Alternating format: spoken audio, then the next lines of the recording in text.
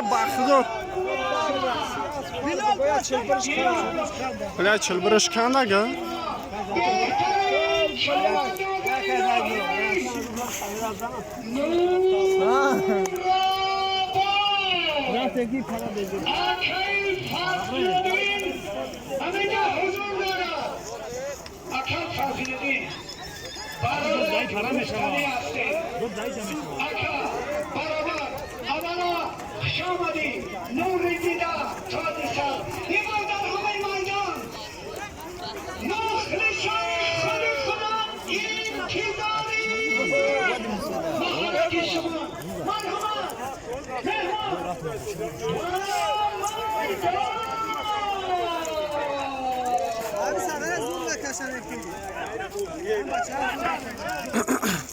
چل برش کام